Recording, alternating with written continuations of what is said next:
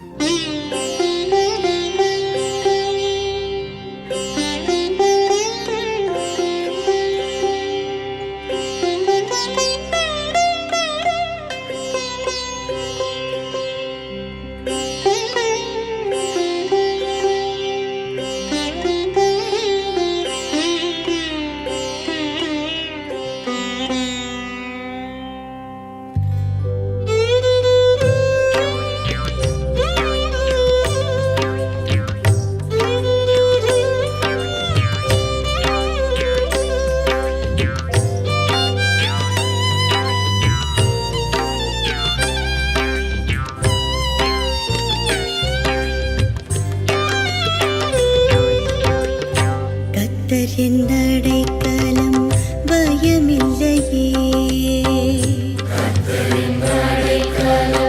பயமில்லையே, நித்தமும் அவர் கரம் தாங்கிடுதே,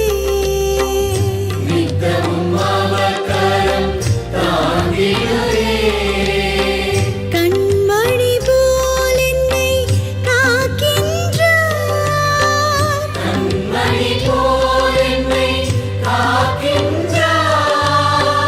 என் கரம் பிடித்தே நடத்துகின்றார்.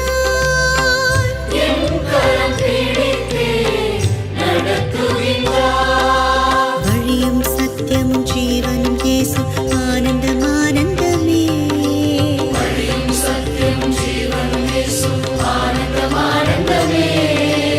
ஒளியும் துணையும் மீட்பனும் இயேசு ஆனந்தம் ஆனந்தமே.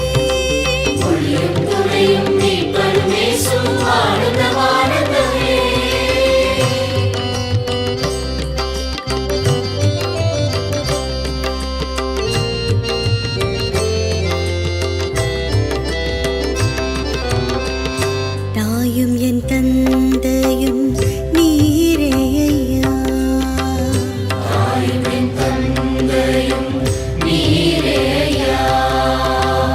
தாவரம் வேறில்லை நீரே ஐயா,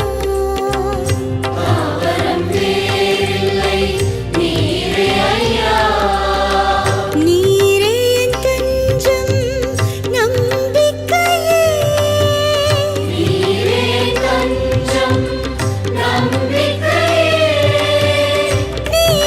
என் ஜீவனின் பெலனே ஐயா,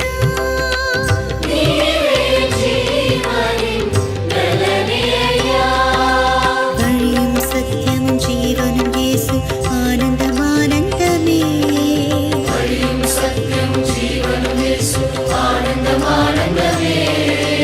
ஒளியும் துணையும் மீட்பனும் இயேசு ஆனந்தம் ஆனந்தமே.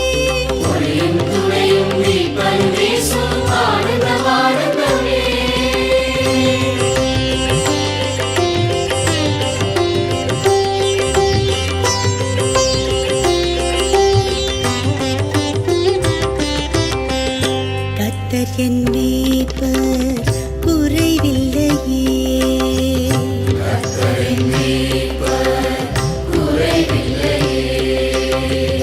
புத்துயிரளிக்கின்றார் அனுதினமே,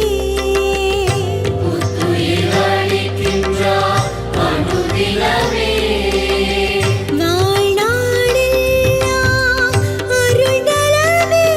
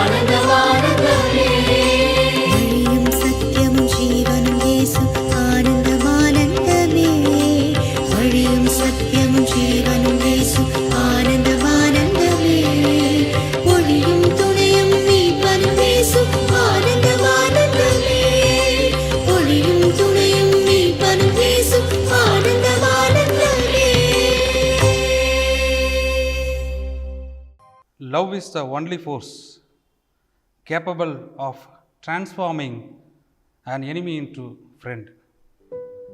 Love is the only force capable of transforming an enemy into friend. உங்கள் எதிரியை நண்பனாக மாற்றும் ஒரே சக்தி அன்புதான் என்று மார்ட்டின் லூத்தர் கிங் ஜூனியர் அவர் கூறுகிறார். ஆதி திருச்சபையின் வரலாற்றிலே, திருச்சபை தொடங்கப்பட்ட காலகட்டங்களிலே கிறிஸ்தவத்தை அதிகமாக ஆழமாக அதை தழுவியவர் பிஷப் பாலிகிராப். அவர் தன்னுடைய வாழ்விலே கிறிஸ்தவத்தை நேர்த்தியாக கிறிஸ்தவத்துக்குரிய வழிகளை அவர் தேர்ந்தெடுத்தார். ரோம ஆட்சிக்கு எதிரானவராக காணப்பட்ட அவர் அங்கே இருக்கின்ற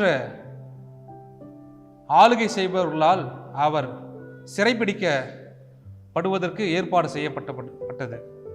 அப்பொழுது ரோம அரசின் கீழே இருக்கின்ற ஆளுநர்கள் மற்றும் போர் சேவகர்கள் அவரை சிறைப்பிடிக்க அவர் வீட்டுக்கு செல்லுகின்ற பொழுது அவர் அவர்களிடம் 2 மணி நேரம் மாத்திரம் எனக்கு நீங்கள் தர வேண்டும் என்ற கோரிக்கையை அங்கே வைக்கிறார். தன்னை சிறைப்பிடிக்க வந்த அந்த நபர்களிடம் அவர் அந்த கேட்ட கேள்வியை பார்த்து, இந்த 2 மணி நேரம் நீங்கள் ஜெபம் செய்ய போகிறீர்களா, கடவுளிடம் உங்களுக்காக என்னை தப்பிவியும் என்று மன்றாடப் போகிறீர்களா என்ற கேள்வியை கேட்கிறார்கள்.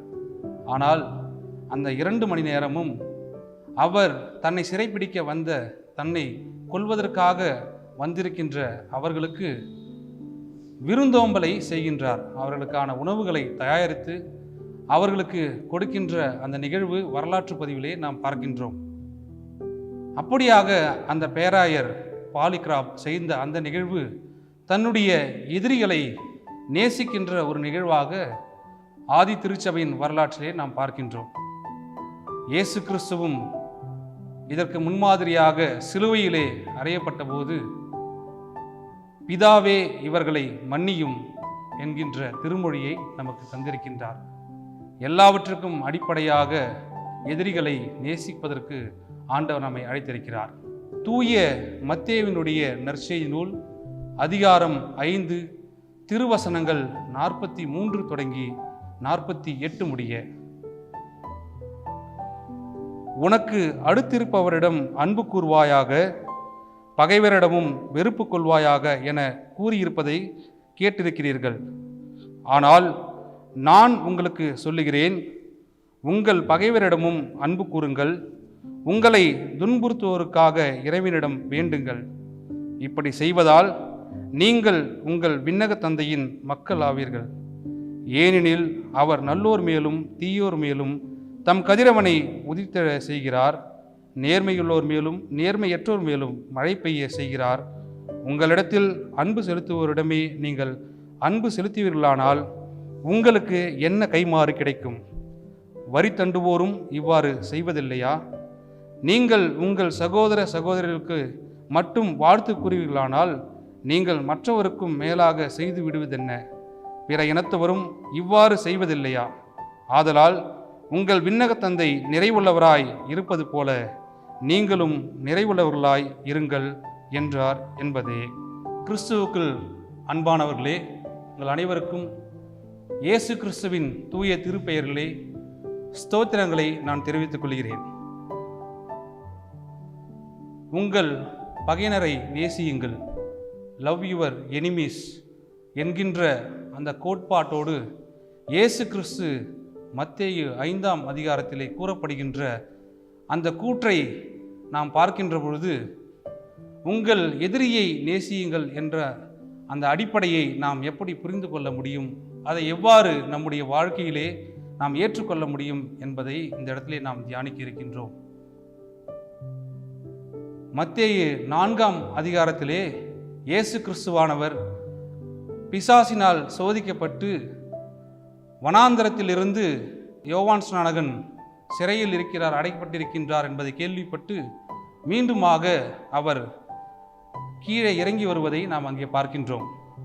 வருகின்ற பொழுது அவர் 4ஆம் அதிகாரம் 17வது திருமொழியிலே மனம் திரும்புங்கள், பரலோக ராஜ்யம் சமீபித்திருக்கிறது என்பதை கூற்றோடு அதனைத் தொடர்ந்து தன்னுடைய ஊழிய பணியை அவர் அங்கே இடத்துல ஆரம்பிப்பதை நாம் பார்க்க முடியும். அங்கே இருக்கின்ற அநேக மக்கள், கலிலேயர்கள் மற்றும் அதை சார்ந்திருக்கின்ற கடற்கரை ஓரங்களிலே இருக்கின்ற அனைத்து பட்டணத்தாரும், அங்கே இருக்கின்ற மக்கள்களும் இயேசு கிறிஸ்துவினுடைய அற்புதத்தையும் அடையாளத்தையும் பார்த்து அவருக்கு பின்பற்றுகளாக மாறுகின்ற ஒரு நிகழ்வை மத்தேயு 4ஆம் அதிகாரம் கடைசி பகுதியிலே நாம் பார்க்கின்றோம். 5ஆம் அதிகாரத்தில் நாம் பார்க்கின்ற பொழுது கடைசி திருவசனத்திலே, உங்கள் விண்ணக தந்தை நிறைவுள்ளவராய் இருக்கிறபடியால் நீங்களும் நிறைவுள்ளவர்களாய் இருங்கள் என்ற அந்த திருவசனத்தை நாம் பார்க்கின்றோம். ஒரு நிறைவுள்ள வாழ்வு, ஒரு பர்ஃபெக்டான ஒரு வாழ்வு என்று சொல்லப்படுகின்ற பொழுது அதை எப்படி இயேசு கிறிஸ்துவானவர் நமக்கு கூறுகிறார் என்பதை சிந்தித்து பார்க்க வேண்டும். கடவுளுடைய ராஜ்யம் என்பது அனைவருக்குமான ராஜ்யமாகவும் அதிலே அனைவரும் பங்கு கொள்ள வேண்டும், அதனை அனைவரும் ஏற்றுக்கொள்ள வேண்டும் என்பதுதான் முக்கியமான ஒரு கூற்றாக இயேசு கிறிஸ்துவினுடைய ஊழியத்தில் முதன்மையானதாக கொடுக்கப்படுகிறது. மனம் திரும்புகள், பரலோக ராஜ்யம் சமீபித்திருக்கிறது.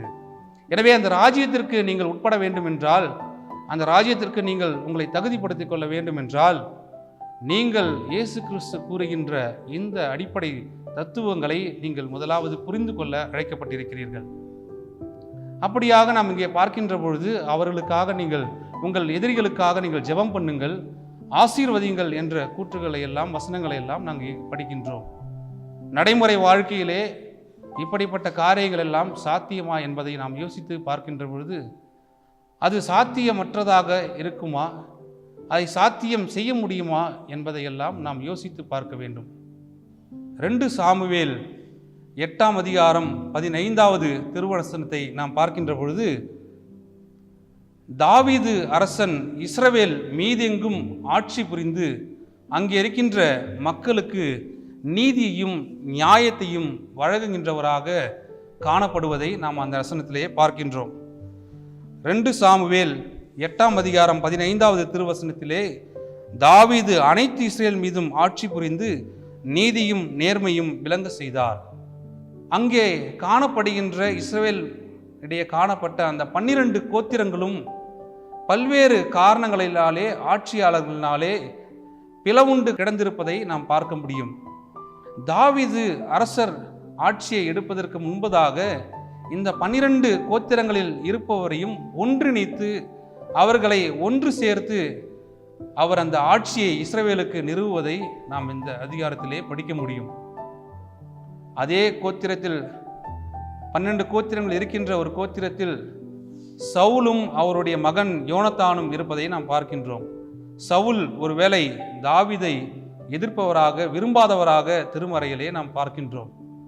ஆனால் தாவீது சவுலோடும் அவருடைய மகனோடும் ஒப்புரவாகவும் சவுலினுடைய மகன் யோனத்தான் மீது அன்பு கூர்ந்து அவர்களை எல்லாம் அரவணைத்து ஒன்றிணைத்து அந்த ஆட்சியை நிறுவுவதை நாம் பார்க்கின்றோம். நீதியும் நேர்மையுமானவராக விளங்குவதை நாம் இந்த திருமறையிலே பார்க்கின்றோம். நீதியும் நேர்மையின் மூலமாக கடவுளுக்கு தன்னை நேர்மை உள்ளவராக தாவீது விளங்க பண்ணுவதை இந்த பகுதியிலே நாம் பார்க்க முடிகிறது. எனவே இதே பகுதியில் நாம் பார்க்கின்ற இந்த விஷயத்தை 2 ராஜாக்கள் 2ஆம் அதிகாரம் திருவசனங்கள் 23, 24 திருவசனங்களை நாம் படிக்கின்ற பொழுது, அங்கே எலியா மேலே எடுத்துக்கொள்ளப்பட போகின்ற முன்பதாக எலிசாவை நோக்கி, நான் எடுத்துக்கொள்ள போகின்ற பொழுது நீ என்னை பார்ப்பாயானால் உனக்கு என்னிடம் இருக்கின்ற அனைத்து விதமான ஆவியின் வரங்களும் உனக்கு கொடுக்கப்படும் என்பதை சொல்லுவார். அப்படியாக அந்த நிகழ்வுகளெல்லாம் நடந்து கொண்டு வந்திருக்கின்ற பொழுது, எலியா மேலே எடுத்துக்கொள்ளப்பட்டதுக்கு பின்பதாக அங்கே எலிசா தொடர்ந்து தன்னுடைய ஊழிய பயணத்தை செய்து கொண்டு வருகிறவராக இருக்கிறார்.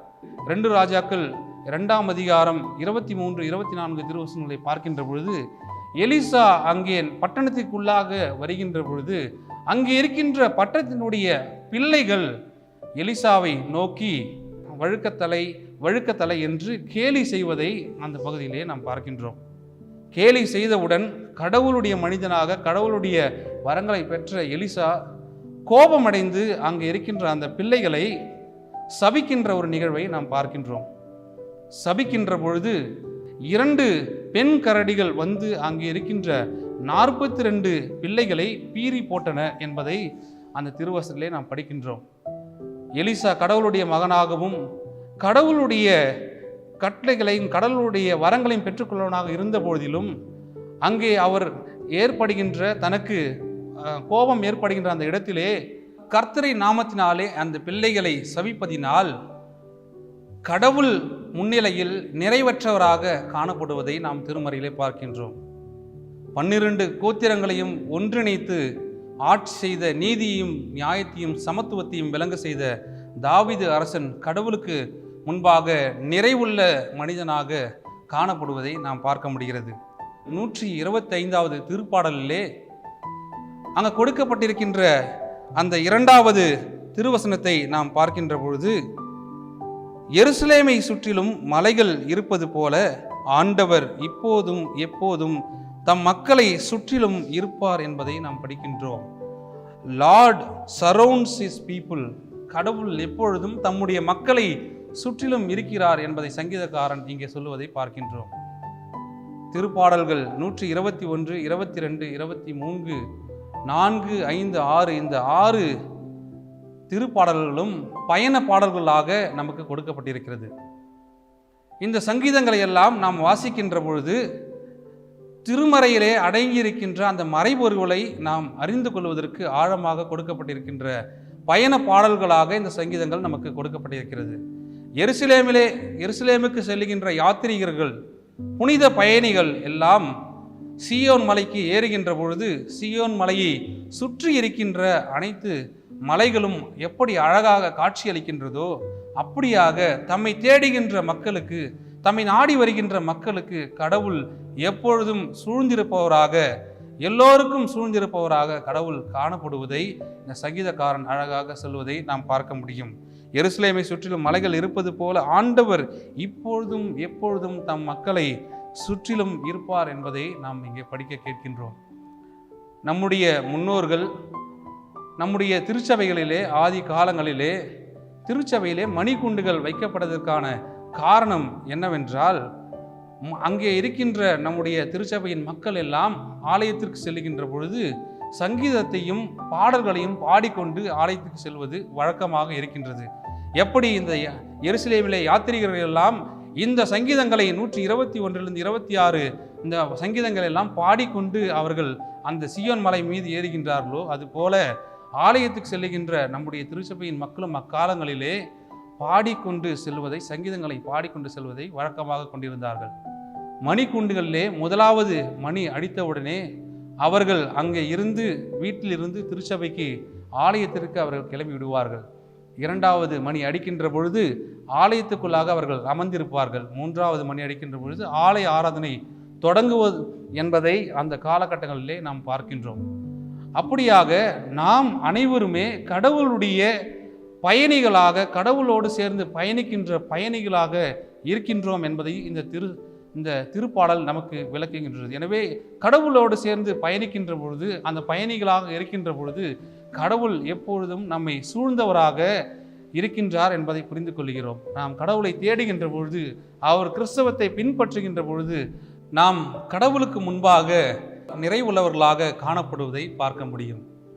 ரோமையர் 14ஆம் அதிகாரம் 9வது திருவசனத்திலே, இறந்தோர் மீதும் வாழ்வோர் மீதும் ஆட்சி செலுத்தவே கிறிஸ்து இறந்தும் வாழ்கிறார் என்பதை நாம் படிக்கின்றோம். Dead and living. பவுலினுடைய அந்த காலகட்டங்களிலே திருச்சபையிலே இருக்கின்ற மக்கள்கள் ஒரு சிலர்கள் அசைவ உணவுகளை உண்ணுகிறவர்களாகவும் மற்றவர்கள் அசைவ உணவை உண்ணாதவர்களாகவும் வாழ்ந்திருந்தார்கள். அப்படிப்பட்ட வாழ்ந்திருக்கின்ற மக்கள் அசைவ உணவை உண்ணுகின்ற மக்களை விட அதை உண்ணாத மக்கள் தங்களை பெரியவராக எண்ணுகின்ற ஒரு நிகழ்வை அந்த காலகட்டங்களிலே பார்க்க முடியும். எனவே தனிப்பட்ட மனித வாழ்க்கையிலே அவர்கள் என்ன ஒரு காரியத்தை செய்தாலும் அதை கடவுளுக்கு முன்பாக வருகின்ற பொழுது கடவுள் இருவரையுமே ஒரே போல சமமாக பார்ப்பார் என்பதை இந்த திருவசனம் நமக்கு விளக்குகின்றது. பவுலும் கூறுகின்ற கூற்று என்னவென்றால், நீங்கள் என்ன காரியம் உங்களுக்கு இருந்தாலும் நீங்கள் திருச்சபைக்கு வருகின்ற பொழுது அந்த கூற்றுகளை எல்லாம் எடுத்து உள்ளே வரக்கூடாது என்பதை அங்கே அவர் கூறுவார். எனவே கடவுள் என்பவர் இறந்தோருக்கும் மரித்தோருக்கும் உயிருடன் இருப்பவருக்குமான கடவுளாக இந்த இடத்திலே நாம் படிக்க கேட்கின்றோம். சூரியன் கதிரவனானவன் நல்லோர் மேலும் தீயோர் மேலும் வீசுகின்ற அந்த நிகழ்வை அந்த காலகட்டத்திலே நாம் இருந்து கொண்டிருக்கின்றோம். எனவே நல்லோர் மேலும் தீயோர் மேலும் கதிரவன் வீசுவது போல கடவுள் நல்லோர் மேலும் தீயோர் மேலும் எல்லோருக்குமான கடவுளாக விளங்குவதை, நிறைவுள்ளவராக விளங்குவதை நாம் இங்கே பார்க்க முடிகிறது. இறுதியாக நாம் பார்க்கின்ற இந்த மத்தேயு நற்செய்தி நூலிலே 48வது திருவார்த்தையிலே கடவுள் சொல்லுகின்ற அந்த காரியமானது, உங்கள் விண்ணக தந்தை நிறைவுள்ளவராய் இருப்பது போல நீங்களும் நிறைவுள்ளவர்களாய் இருங்கள். Be perfect, therefore, as your heavenly Father is perfect. உங்கள் விண்ணக தந்தை நிறைவுள்ளவராய் இருப்பது போல நீங்களும் நிறைவுள்ளவராய் இருங்கள். நிறைவுள்ளவராய் வாழ்வது என்பது ஒரு மிக கடினமான காரியம் என்பதை, நடைமுறைப்படுத்துவது என்பது ஒரு கடினமான காரியம் என்பதை நாம் பார்க்கின்றோம். உங்கள் பகைஞரை நேசியுங்கள், அவர்களுக்காக ஜெபம் பண்ணுங்கள், அவர்களை ஆசீர்வதியுங்கள் என்ற காரியங்கள் எல்லாம் நம்முடைய அன்றாட வாழ்விலே, மனித வாழ்விலே நடைமுறைப்படுத்துவது என்பது மிக கடினமான காரியமாக இருக்கிறது. ஆனால் என்னதான் இருந்தாலும் இயேசு கிறிஸ்து கூறுகின்ற அந்த கூற்றை, இயேசு கிறிஸ்து நடைமுறையிலே வாழ்ந்து காட்டிய அந்த காரியங்களை நாம் பார்க்கின்ற பொழுது, கடவுள் இயேசு கிறிஸ்துவானவர் கூறிய உங்கள் எதிரிகளை நீங்கள் நேசியுங்கள், லவ் யுவர் எனிமீஸ் என்ற அந்த காரியத்தை நாம் நடைமுறைப்படுத்துவதற்கு முற்பட்டாலும் கூட அதை ஓரளவுக்கு நாம் நம்முடைய வாழ்க்கையிலே பின்பற்ற முடியும் என்று யோசிக்கின்ற அந்த யோசனை மாத்திரம் நமக்கு வருமானால் கடவுள் நம்மை எல்லா நிலைகளிலும் வழிநடத்த வல்லவராயிருக்கிறார். பேட்டர்ன் ஆஃப் திங்கிங் அப்படி என்று சைக்காலஜிக்கல் சொல்லுவார்கள். பேட்டர்ன் ஆஃப் திங்கிங், ஒருவர் ஒரு காரியத்தை யோசிக்கின்ற பொழுது அந்த யோசிக்கின்ற காரியம் பல நிலைகளிலே ஏற்றுக்கொள்வதற்கு கடினமாக இருந்தாலும் அது போக போக அந்த மன உறுதியானது மாற்றமடைந்து அந்த ஏற்றுக்கொள்வதற்கான மனது, உறுதியான அந்த மனது நமக்கு வரும் என்பதை சைக்கலாஜிக்கலாக சொல்லுகின்ற ஒரு நிகழ்வை பார்க்கின்றோம். அப்படியாக இயேசு கிறிஸ்து சொல்லுகின்ற உங்கள் எதிரிகளை நேசியுங்கள், அவருக்காக ஜெபம் செய்யுங்கள், ஆசீர்வதிங்கள் என்ற காரியங்களை நாம் ஏற்றுக்கொண்டு அதை நடைமுறைப்படுத்துவதற்கு முன்பதாக இதை கண்டிப்பாக எங்களுடைய வாழ்க்கையிலே நான் யோசிக்க முடியும், அதை செய்ய முடியும் என்ற யோசனை நம்மிடம் வருமானால் கடவுள் நம்மை நிறைவுள்ளவர்களாக மாற்றுவதற்கு வல்லவராயிருக்கிறார். கடவுள் தாமே இந்த வார்த்தையை நம்மையும் ஆசீர்வதித்து வழிநடத்தி காப்பாராக. ஆமென். ஜெபம் செய்வோம். எங்களை நிறைவுள்ள வாழ்வுக்குள்ளாக மாற்றப் போகின்ற நல்ல ஆண்டவரே, நாங்கள் கேட்ட இந்த இறைச்செய்தி எங்களுடைய வாழ்வின் மாற்றத்திற்கான நற்செய்தியாக இருக்க ஆண்டவர் எங்களுக்கு துணை செய்ய வேண்டும் என்று நாங்கள் உங்களிடம் மன்றாடுகின்றோம் சுவாமி. இது வெறும் வார்த்தைகள் அல்ல, எங்களுடைய வாழ்விலை நடைமுறைப்படுத்துவதற்கு, ஏற்றுக்கொள்வதற்கு ஒரு காரணி என்பதை நாங்கள் உணர்ந்து கொள்ள ஆண்டவர் எங்களுக்கு கிருபை செய்ய வேண்டும் என்று நாங்கள் செபிக்கின்றோம் சுவாமி. யார் யாரெல்லாம் நாங்கள் எங்களை எதிராளிகள் என்று நாங்கள் நினைத்து கொண்டிருக்கின்றோமோ அவர்களிடம் எல்லாம் நாங்கள் ஒப்புரவாகவும் சமாதானத்தோடும் பழகவும் அவர்களிடம் அன்பு செலுத்தவும் வேண்டிய மனப்பக்குவத்தை நீர் எங்களுக்கு தந்தரல வேண்டும் என்று நாங்கள் ஜெபிக்கின்றோம் சுவாமி. என் சித்தம் அல்ல, உம்முடைய சித்தத்தால் எல்லாம் ஆக கடட்டும் சுவாமி. இதை பார்த்து கொண்டிருக்கின்ற உம்முடைய அடியவர்களுக்காக நாங்கள் ஜெபிக்கின்றோம். ஆண்டவரே, ஆலயத்திற்கு வர முடியாமல் ஆண்டவரை வீட்டிலே இருந்து இந்த நிகழ்வை, ஆராதனையை பார்த்து கொண்டிருக்கின்ற நம்முடைய அடியவர்களை ஆண்டவரை ஆசீர்வதிக்க வேண்டும் என்று நாங்கள் ஜெபிக்கின்றோம் சுவாமி. வயதானவர்களுக்காக ஆண்டவரே, சுகவீனமாய் பலவீனமாய் இருக்கின்ற உங்களுடைய அடியவர்களுக்காக நாங்கள் ஜெபிக்கின்றோம். ஆண்டவர் வேண்டிய சுகத்தையும் பலத்தையும் நிறைவாய் தரும்படியாய் கூட நாங்கள் ஜெபிக்கின்றோம் சுவாமி. எங்களுடைய வாழ்வை நிறைவுள்ள வாழ்வாய் மாற்றி அருள வேண்டும் என்று இயேசு கிறிஸ்துவின் மூலம் வேண்டுதல் செய்கின்றோம் எங்கள் ஜீவனுள்ள நல்ல கடவுளே. ஆமென்.